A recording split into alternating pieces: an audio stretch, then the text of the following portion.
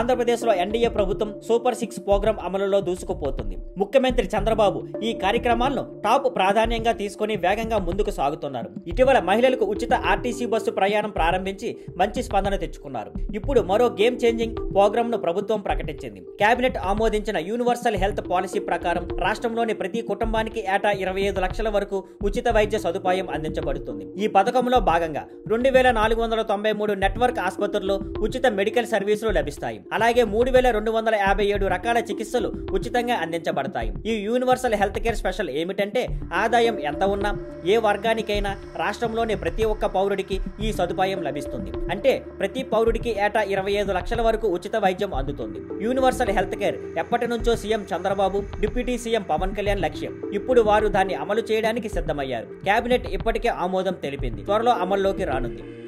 Thank you for watching. Please like, share and subscribe.